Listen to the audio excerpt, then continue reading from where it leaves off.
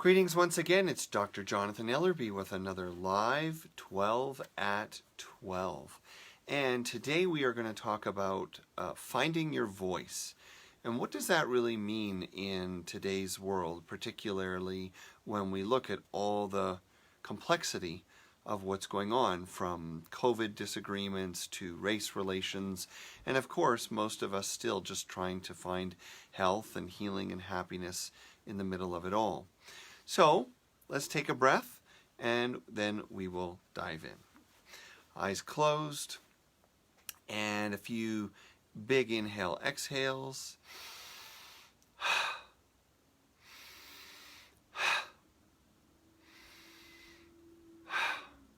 And after that, letting yourself slow down and settle down, eyes closed, connecting with stillness and silence within. Let your breath grow soft.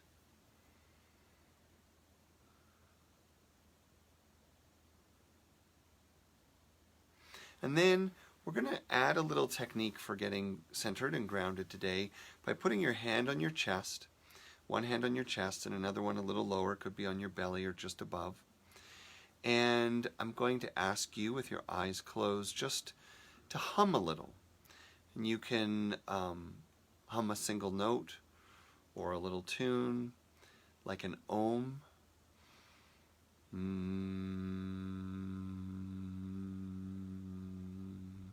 And feel the vibration. So this is our focusing technique. You're going to have your eyes closed. You're humming just a little bit. Don't feel silly.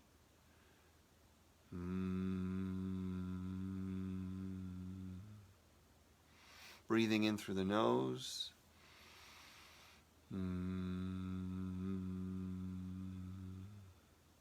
And notice how different tones and sounds register different in your chest, in your nose, in your body. And what we find is that a simple technique like this brings your mind to the present moment.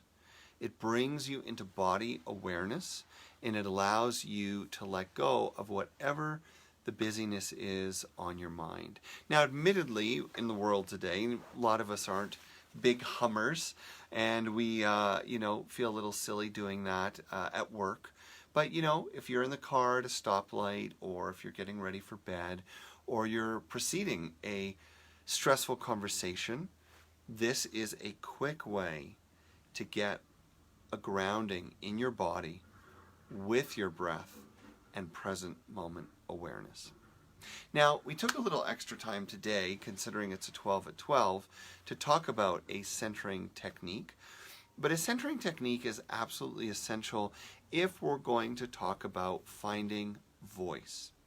Now, our conversation about voice today will follow the format or the structure of the 3 channels of self that I've shared many times on the 12 at 12.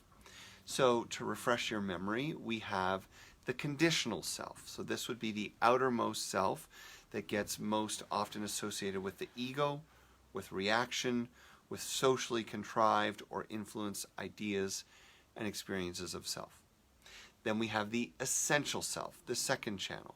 The essential self, again, is your true self, the soulful, more personal, more intimate, more lifelong, enduring sense of who you are that might even move from life to life, but it's not always reflected in the conditional self because of life or circumstance. And then finally, we have this universal self, and this is the place within where our diversity is absorbed into the singularity of spirit.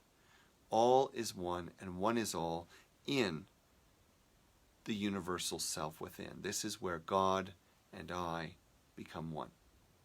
Now, reviewing these 3 things is critical when we talk about voice, because when we are facing challenge or change, we are typically unconsciously calibrating our conversation based on one of these 3 channels.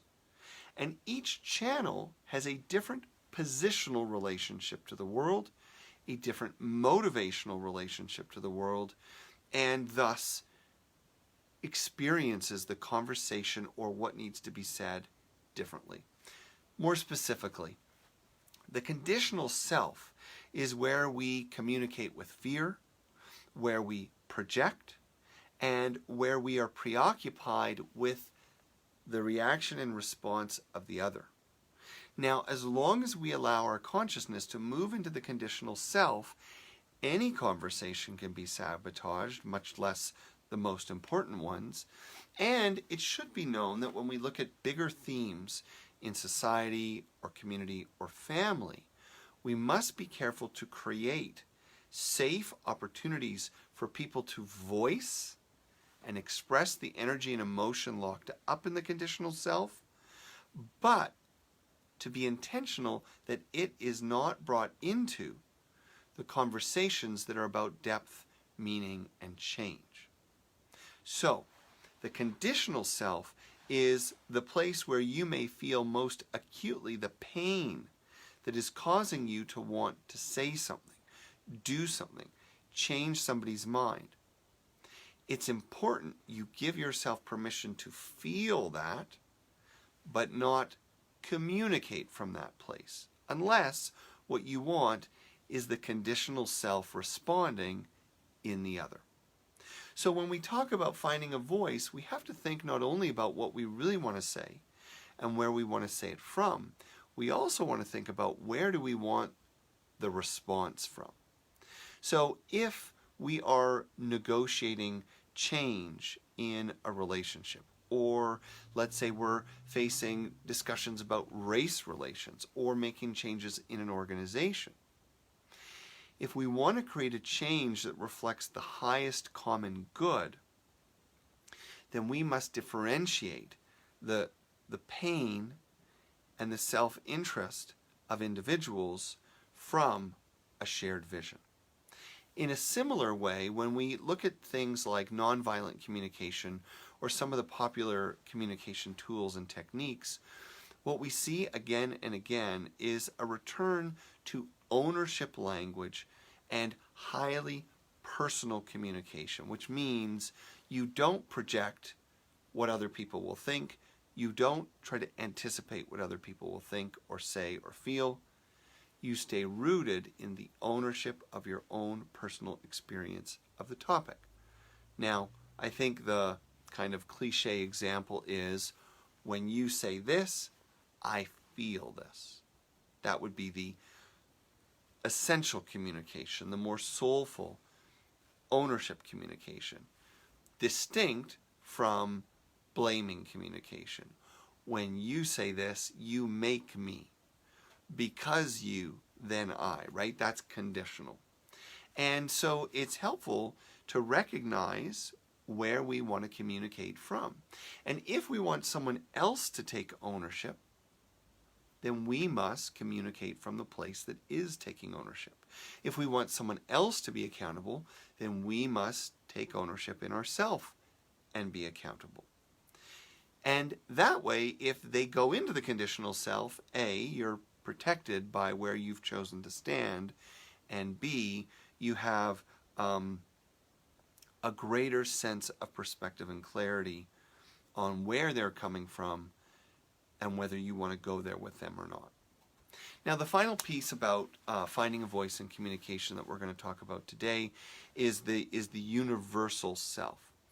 The tricky thing about this is that the universal self is the place where you want to root your consciousness when you communicate, your sense of endurance and wholeness.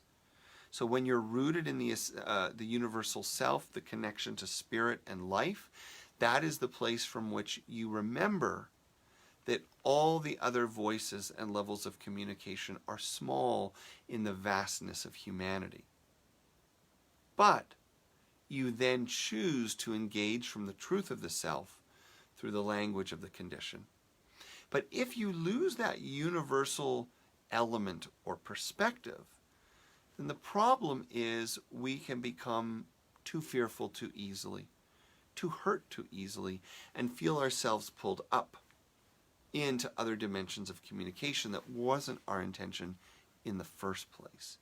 So, stay grounded in the universal, communicate authentically from the essential, and be mindful and watchful of the influences and reactions of the conditional, taking time to feel them when you need to, but articulating them somewhere constructive and not in the relationship that they are reacting to. That's a lot of stuff for 12 or 13 minutes. I hope this was helpful.